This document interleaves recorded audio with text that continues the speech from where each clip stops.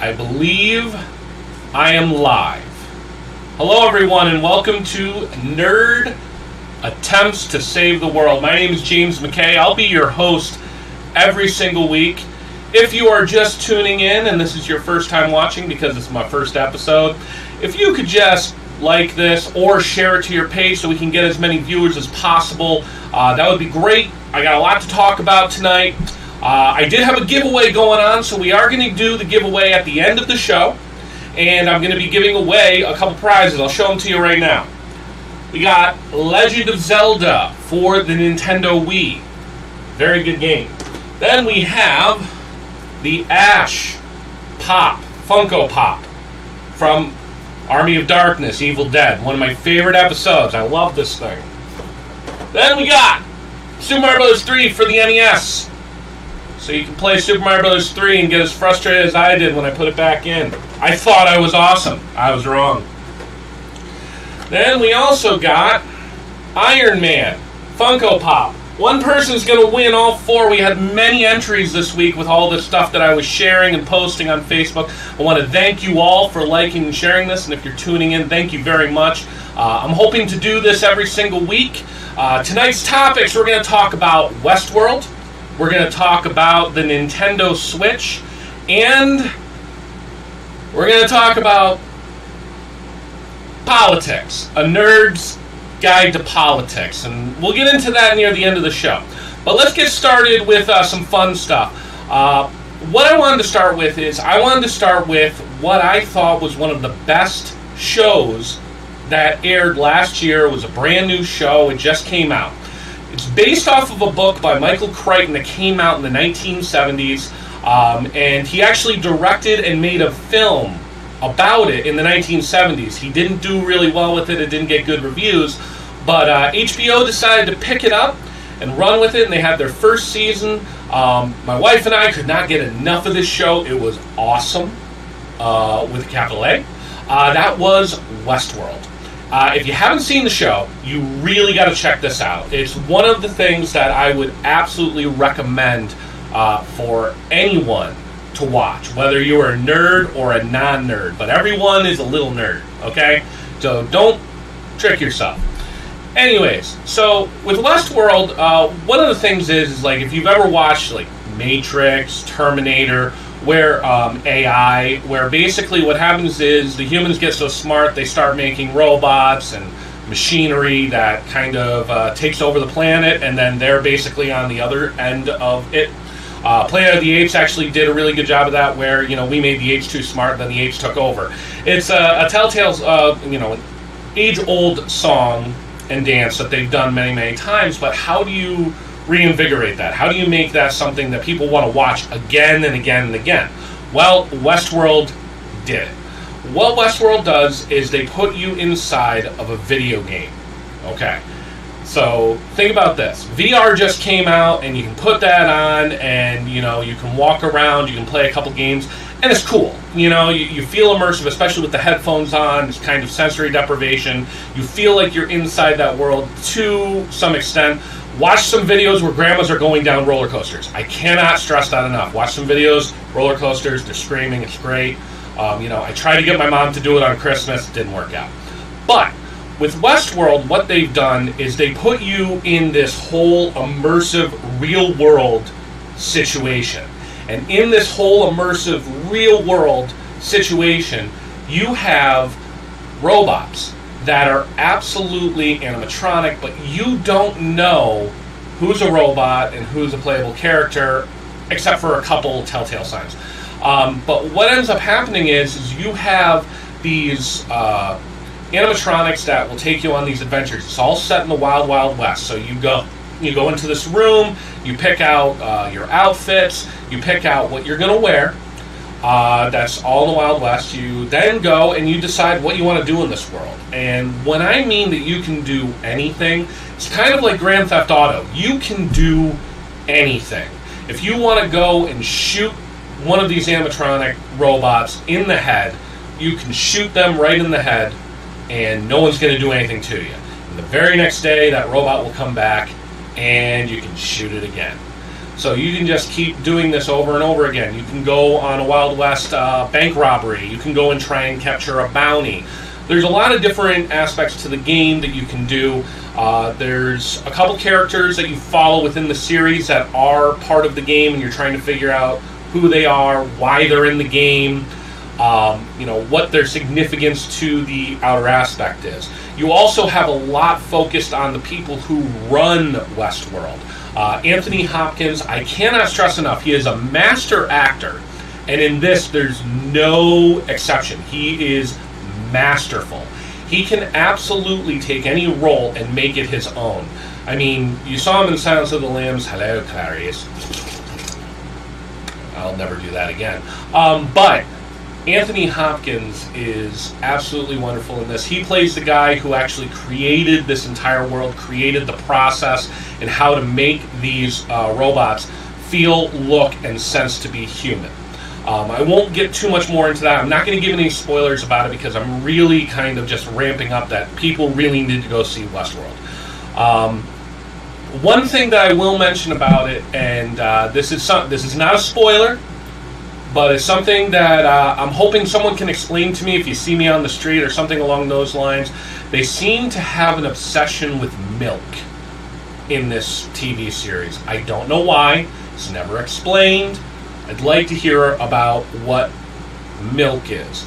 You do have some animatronic characters. One of the main characters who's animatronic is played by Evan Rachel Woods. She has an amazing story arc. It's something that you're going to have to take the journey on to see exactly what happens with her, but it's absolutely worth the trip. It's amazing. They're signed on for a season 2. They're going to be coming back out on HBO. It's going to be fun to watch and see where this goes. The cliffhangers that they ended the season with will make your eyes bug out of your head. Some of them were slightly expected, but even though they're slightly expected, how they pulled them off was masterfully done.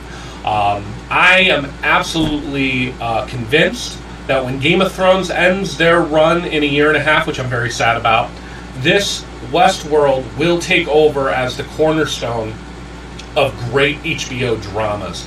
And I think we're going to see a lot more from this. I just really hope that the writing and the story arcs take a direction where they can continue to do this for many, many years to come. But we'll see what happens.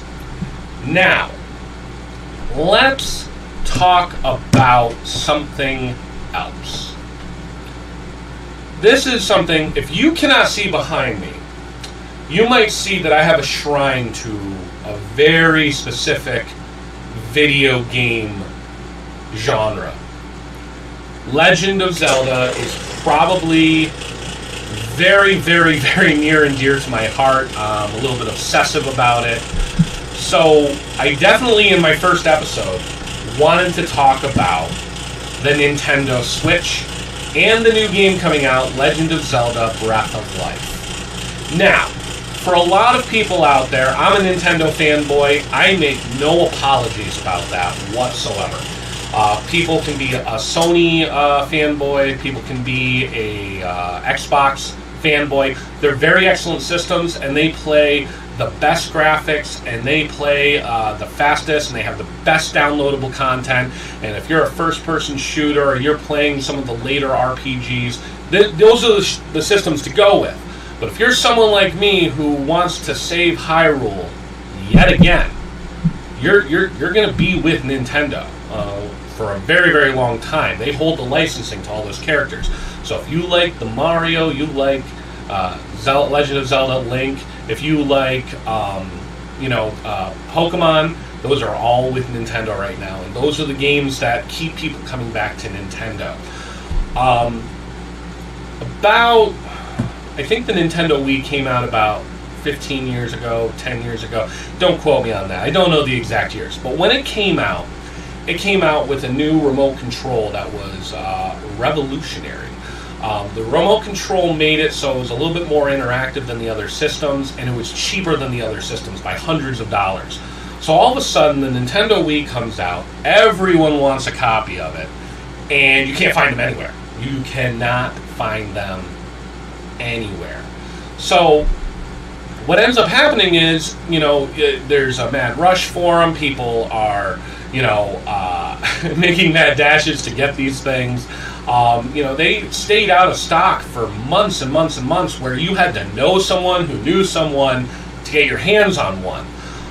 Even with me, with the Nintendo Wii, I ended up getting mine because someone from me called and said, hey, there's one at the local game store near you. Why don't you go down and grab it? They're holding it for you. I ran down there, and when I got there, there was a guy there offering me twice as much to take it off my hands. What I ended up doing was I ended up giving it back to the store clerk saying he needed it more than me, and I just waited. And, it was maybe 3 weeks later, and I got it. And I love the system. It's still... Some of my favorite games were on that system. Some of the cherished ones, the Boom Blocks. Why am I bringing this up? I should probably get back on subject. I'm bringing it up because the NES Classic just came out, and the Nintendo Switch just is going to be released on March 3rd. Right now, pre-orders are very hard to come by. You can go to Walmart right now, I believe, and you can get a pre-order. And with the NES Classic that came out, you had a lot of people buying them and then reselling them for hundreds of dollars over what the sticker price was $60. And a lot of people are blaming Nintendo for mass shortages. Now, with a company that size, and with pre-sales, and with the fan base just getting larger and larger and larger, and collectors getting bigger and bigger and bigger, I don't think it's fair to knock on Nintendo because of mass shortages. They are releasing the Nintendo Switch in March for a couple reasons. One of the reasons is it's not peak video game console buying season. So what they can do is they can try to make sure that they have enough for the release date that everyone who wants one is going to get one. Is that going to happen? Probably not, but I think they're going to get really close this time. I think they're getting better about it. I think logistically they're getting better about it. And I don't think anyone could have predicted how fast the NES Classic was going to sell out, and still selling out. With that being said, I looked at the Nintendo Switch and I was delighted when I saw the E3 release of it.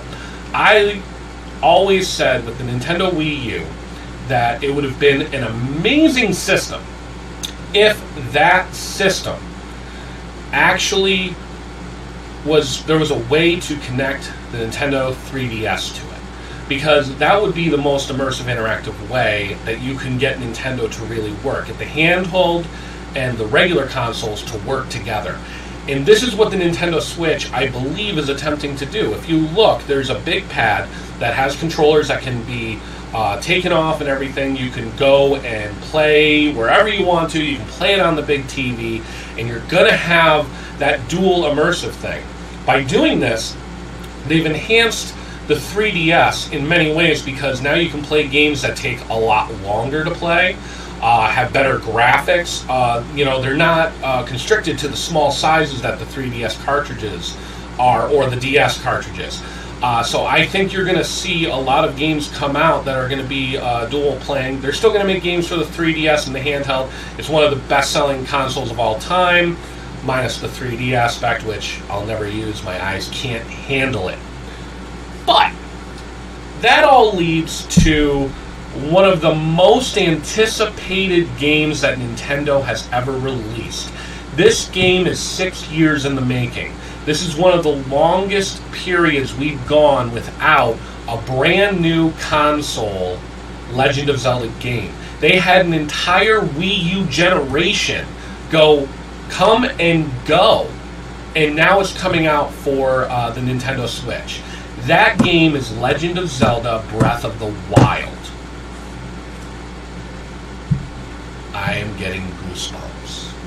I have been waiting and waiting and waiting for this game to come out. This is going to be one of the best games ever, I hope. I can't be jaded about this. One thing I love about Nintendo and I hate about Nintendo is that they do take the game seriously. Skyward Sword came out. It was rushed because Twilight Princess came out at the end of the GameCube and then was released for the Wii. And that was an excellent, wonderful game. And then it feels like they rushed Skyward Sword to get it out for the Wii before the Wii U was released. and there were issues, and there were story problems, and there were just a lot of problems. It's not one of my favorite games. I did enjoy playing it. I'm not trying to say that I didn't. There were aspects about it that I liked, but there were just other things that they added to the game that just really had no place in the Zelda universe. But now Breath of the Wild's coming out, and the first thing I learned about this game is still the most exciting aspect of this game for me. There is an open world. Now, what does that mean? What does open world mean? Open world means that this game does not limit you where you want to go at any time of the game. So, if you played other Legend of Zelda games that have come out recently, you're basically being taken on a tour. In Legend of Zelda Link to the Past, you wake up, they say, alright, go to the castle, you go to the castle. Okay. Go and save the princess, you save the princess. Okay. You go and save the princess, they say, go and talk to this old guy. Go talk to this old guy, go kill that boss. Kill that boss, come back, yada, yada, yada. You're basically taking a tour, and you can discover the world. You can step away from the tour at any time, but there are certain aspects of the game that are not accessible to you until you've defeated a boss or a castle or gotten the trophy that's in that castle that will allow you to open up other worlds. Ocarina of Time, they did that. Twilight Princess, they did that. Wind Waker, they did that. That's been something that Zelda has been doing because of the limitations of the system. Breath of the Wild, you can go anywhere. The world is enormous, and there is so much to do, I hope. But from what I can see, it's a larger world than Skyrim, which kind of gives me goosebumps. There are goosebumps on the back of my neck right now. That is how excited I am. I love the artwork. The artwork is kind of meshing what I loved about Twilight Princess and giving it an upgrade that they were trying to do with Wind Waker, but not making it cartoonish. So I love what they're doing with that. This is an excellent, amazing thing that has gone on now. And the one thing that gave me the most goosebumps is the fact that if you go all the way back to the original game, you turn it on, you go down the cave, and when you get down to the bottom of the cave, there's an old man, however you feel about the old man, no judgment. But it says, it is dangerous to go alone, take this. And you grab the sword and you're going to go on an adventure. It's great. All right, I'm going on an adventure. It's dangerous to go alone, take this. It has been something that is repeated, that is joked around about. It's everywhere. It's on t-shirts. It's on many of the t-shirts I own. A lot of Legend of Zelda t-shirts I own. It is dangerous to go alone, take this. And that was kind of the launch of this franchise. And it is something that has stuck true. Link wakes up, and it's dangerous to go alone, take this. So in the next couple games, he's waking up, Link to the Past, he's waking up, Ocarina of Time, he's waking up. And it seems to be a main theme. What gave me goosebumps is just how simplistic, how beautiful, how insightful the game begins. He's laying in this room, and all he hears is this woman say, "Open your eyes." I love movies. I love everything geek. I love everything nerdy. I love simplicity when it's done right. And I really think this is simplicity done right. When March 3rd comes, no one's going to see me for probably 2 months. Maybe longer, because it depends on how many of the side quests take. But it was in the contract I signed with my wife before she married me, that anytime a new Legend of Zelda game comes out, I am gone. But I just want to stress to people out there, I really have high expectations for this game. I really hope that I'm not let down. I will be doing a review of the game probably about 2 weeks after I start playing it. I'll tell you if how I feel right now stands up. And I truly, truly hope it does. Now, we're going to get into a discussion that I avoid quite literally as often as I possibly can. And a lot of people avoid it. for obvious reasons. And this is something that I hemmed and hawed about and I thought about, but I said, no, this is my first episode. This is something that I have felt for a long time. I'm going to put a nerd spin on it at times. And it's something that I feel if I put it out there, and I put it out there for consumption, people can take it, leave it, and then we can all move on with our lives. And I'm calling this segment Nerd's Guide to Politics.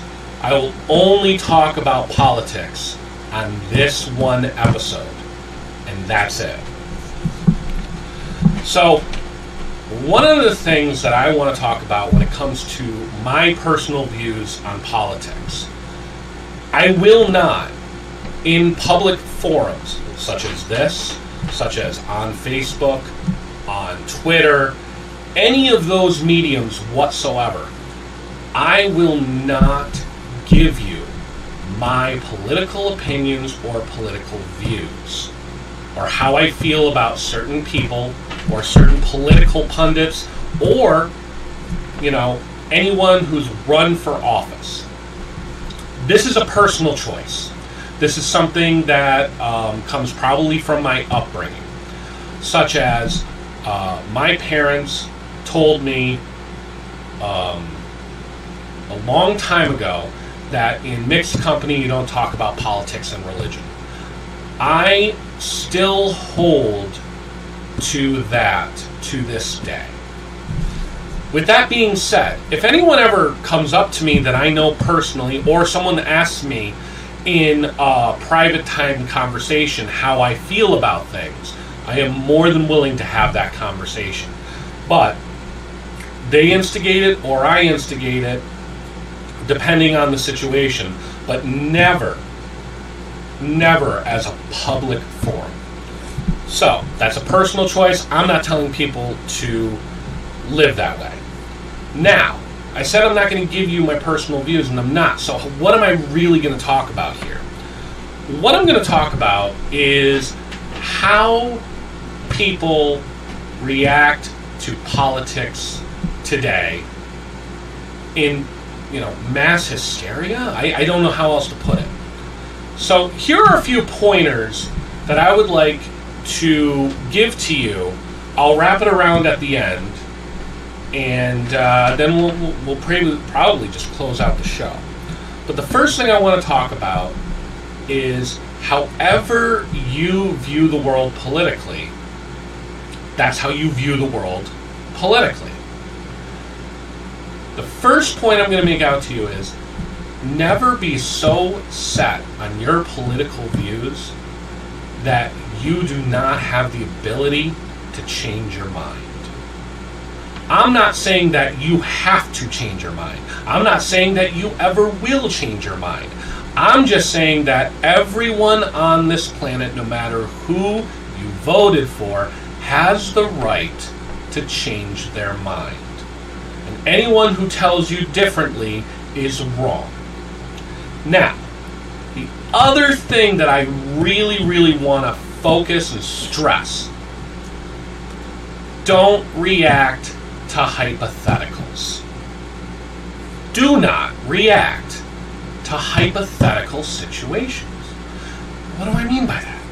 Well, if you see a news article and it uses buzzwords such as should, could, possibly, maybe in the title, that is a hypothetical.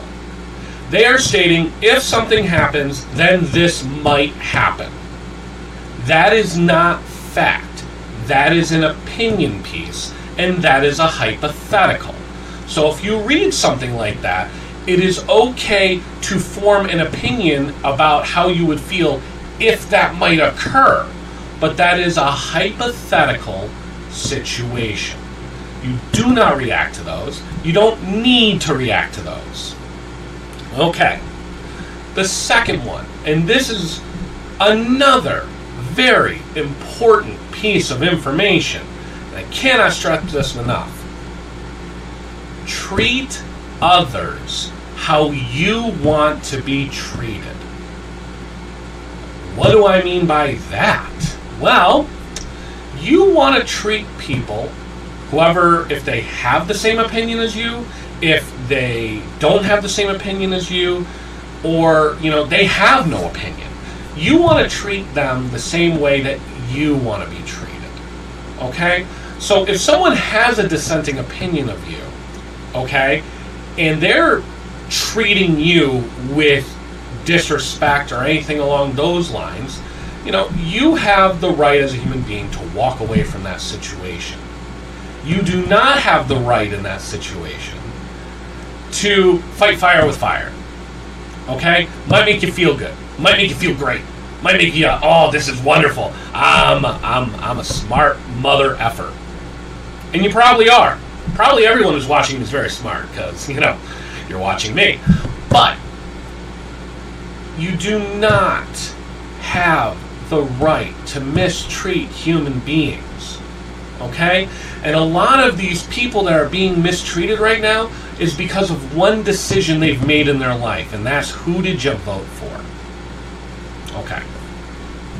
And I'm not singling anyone out. I'm not talking about if you voted for the guy in power, Hillary Clinton, Bernie Sanders, Gary Johnson, Jill Stein, Ted Cruz. I don't care. I really don't. That is not who I believe you are. That is a decision you made about who you wanted to be in the top office in this country. I'm still going to treat you like a human being, and all I ask for in return is that you treat me like a human being. That's it. So, the next thing I want to talk about is the buzzword of the day, the big buzzword of the day, which is echo chamber. Okay, a lot of people are talking about what an echo chamber is, and on Facebook it's very prevalent.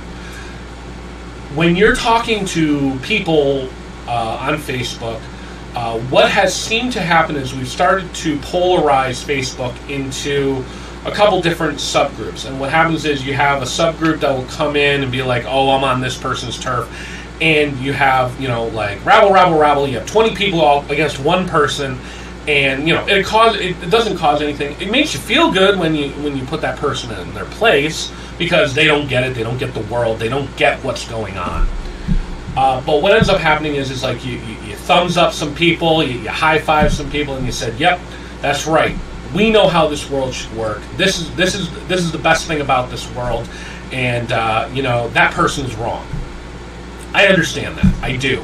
I get it. And you want to know what? It's great to be around like-minded people. It's what makes the world work. Like, if I have a night off, I want to have a nice glass of wine. I want my wife there. I want some of my closest friends, and I want to talk about anything and everything. And the whole goal I have that night is to make you laugh, or make you smile, or make you, do a little dance, or if we get really drunk, do the Macarena. But that's neither here nor there. What I'm trying to get at with that is, if you stay inside the echo chamber, you'll never strengthen your argument.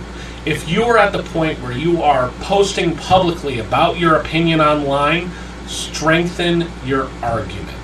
And what I mean by that is, if you truly believe the way you believe, there should be more work done reading about people who don't agree with you than anything about finding information that just reverberates what you already feel in the first place. Okay? So if you're a Democrat, you should be looking at Fox News. I mean, if you're a Republican, you should be looking at CNN. Those are opinion pieces. I understand that, but that's how you just strengthen your argument. You see what the other side is thinking, and now what you can do is you can actually hone in and make it your own.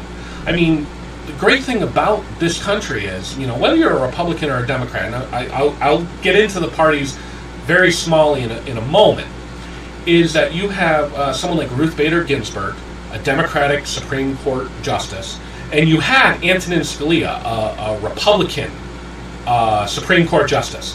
And these two were very, dissenting. They believed the world worked differently. They believed almost inherently on party lines on what they thought the world should be like. Well, they went on vacation together. They talked together. They had lunch together. They laughed together. They cried together. Okay, Ruth Bader Ginsburg was visibly shooken when Antonin Scalia passed away. Okay? They weren't enemies. They were political rivals who respected each other so much, and they respected their minds so much that they would go on vacations with their family together. Okay? And that's just something that I want to point out. You know, sometimes the best people that you'll meet are the people who don't share any of your political values, and you make it work with them. The next thing I want to talk about, and this is on both sides of the aisle, is misinformation. Okay? Misinformation is buzz news feed articles, Breitbart articles, articles that are designed to separate us. They are designed to make us feel like our opinion, if we're on one side, is validated by this buzz, and then the other people are absolutely falling for the largest hoax in the world today. Misinformation is probably the most prevalent problem that we have in the United States right now, in my humble opinion. And that is not something that is party specific.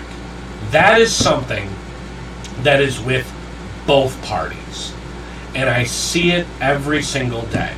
I have people that will come up to me in private and tell me about this news article, or they'll tell me about this news article, or they'll actually message me and say, hey, take a look at this. And what I do is I look at it, and then I look at the opposite side and what they're saying. Then I try to find neutral ground and see what they're saying. And then I will do research upon research upon research before I will even respond to the original person. Because I want to make sure that when I come up with my opinion, it's going to be like that. In case in point, misinformation is not just in politics. You know, when Ocarina of Time came out for Legend of Zelda, there was a hoax that was started about, you can get the Triforce in the original Ocarina of Time on Nintendo 64. And it's something I bought into, my brother bought into. My brother's friends, I'm so sorry, I had them convinced that you could get the Triforce. This was all a hoax. This is when you could go and get walkthroughs on the internet that people had posted. And you would absolutely be like, oh, and this is how you get the Triforce. And you would try it, and sometimes it would take you like 60 days to do something because you would go to the Sky Temple and you would get this Triforce. It was all a hoax. There was a hoax about Bigfoot in Grand Theft Auto 5 that people are convinced to this day exists because of a screenshot. But there was no Bigfoot. Word came out from Grand Theft Auto, there was no Bigfoot. And if I'm wrong, tell me I'm wrong. But that's what I remember from what they said. That came from the people who created Grand Theft Auto's mouths. Misinformation is probably the easiest thing to do on the internet. I could go on the internet right now, make a very professional looking pie chart, put some words on it, okay? Put a little asterisk underneath it, put some political words underneath it, and say this all came from information that was received by the government. What ends up happening is like that goes viral. Things like that go viral, and when those things go viral, people make money, so they continue to do it, and they continue to do it. But they're not doing it off of any factual or based information. So all I'm saying is, strengthen your argument and also fight against misinformation. Do not take the first thing you hear and say, this is what it should be, this is what's going to happen. This is how it is. Okay. Now, I said I don't post on politics. I've kept it away from what my political views are. I'm just basically giving you pointers. There are people that are going to say, well, the world is too effed up. The world is too messed up. The world is falling apart. I get it. And you want to know what? There are aspects about this country right now that I'm very upset about. But, with that being said, if your passion or your anger or anything along those lines consumes you to the part where you feel that something needs to be done, do something about it. And I'm not talking about posting on Facebook to your echo chamber. I'm talking about writing to your congressman and doing other things to do that. People that post online that say, okay, there's a problem with this. This is how we can combat it. Please help me with that. That makes sense, okay? Or, this is a problem. What can I do about it? Okay? Or what do I do? That's fine. But when you post online like these articles and you're just talking to your echo chamber about things that they're researching as much as you are, what you're ending up doing is you're kind of just filling some fluff and doing what you want to do. There's nothing wrong with that. There's nothing wrong with that. But what I'm saying is like, if your passion has compelled you to go to that length and your anger is seething from your veins, I understand it. I get it. Do something about it. Okay? Call your congressman. Run for Congress. Run for mayor. Do whatever you want to do. Now,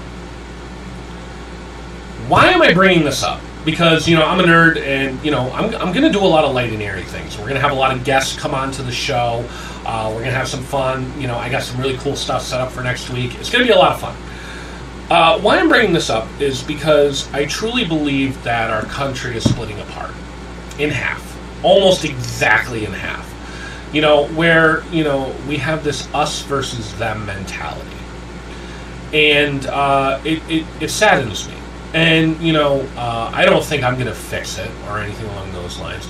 But I do think that there are things that we can end up doing as individuals. And I'm of the mind that if I can reach one person, then I'm doing all right. And what I want to say is, if you find someone who you find intelligent, that is dissenting opinion from you, but they're doing it in a respectful way, because you're compelled to post on Facebook, like a lot of people are, if you feel that way, okay, and the anger starts to seethe up, and you're ready to go on the attack, and you're going to educate this person about why they're wrong, try something else. And this is a very difficult suggestion, so I am not taking this lightly, and I am not saying that this is something that's going to be easy for anyone.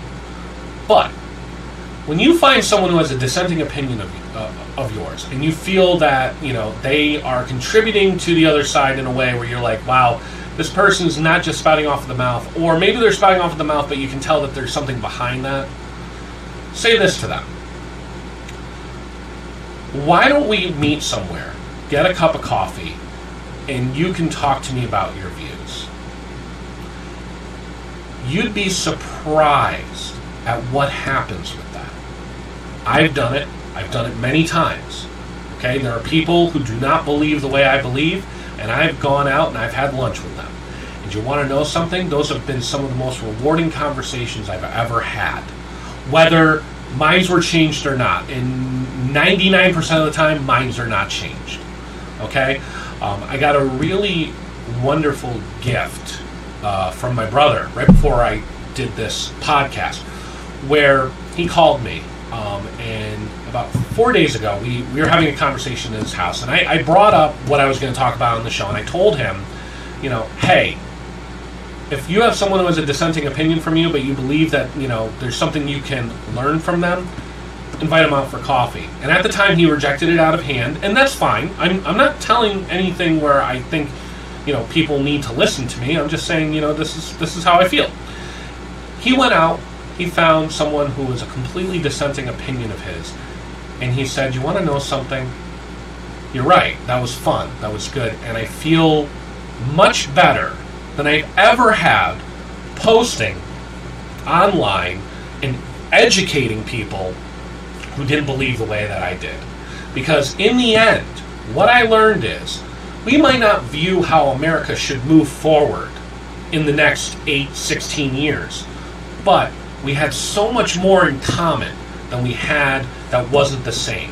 And after we got past that, we had a wonderful conversation. I feel like I've earned a friend. And brought a tear to my eye, and it made me feel really good. So I want to leave you with two things, and then I'm going to announce who won the prize.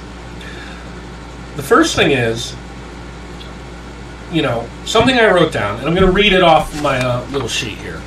And it basically says, separate the individual from the one choice you abhor, and learn about the individual. Anyone who feels that a group hates them based on their political preferences is someone who will look at the world around them with so much disdain that they will never care for their fellow man. All I'm saying is, try to bridge the gaps. No one is defined by who they voted for in such a way that you can't be human to them. And the last thing I'm going to say is, if anything on this entire broadcast about Nintendo, about Westworld, or about the politics that I seem to spout off about upset you, or you think that I'm wrong or anything, give me a call. We'll go out and we'll get a cup of coffee. So everyone, thank you for watching the first episode. There's many new things coming up. In episode 2, we're going to talk about Star Wars Rogue One and the next Star Wars coming out, The Last Jedi. It was The Last Jedi. We are going to talk about the coming up season of The Walking Dead, and we're going to talk about who's going to die, because guess what? People are going to die. And for my advice piece that week, we're going to talk about A Nerd's Guide to Dating. So anyways, everyone, thank you so much for watching. And before I forget, we did have a winner. I picked it before. I want to tell you we had 180 entries into this. And thank everyone for coming and sharing and liking and all that. We'll probably have another giveaway next week. I don't know exactly what it's going to be, but it'll be something exciting. I'll post about it later this week. But the person who won this week was Ben Ackley. Congratulations. You've won the prize package. You've won the Twilight Princess. You've won the Iron Man, Super Mario Bros. 3, Ash the Evil Dead Funko Pop. Those are all yours. We will ship them to you by mail if you do not live locally. So everyone, thank you so much for watching. This has been James McKay. I am signing off. Thank you again. Good night.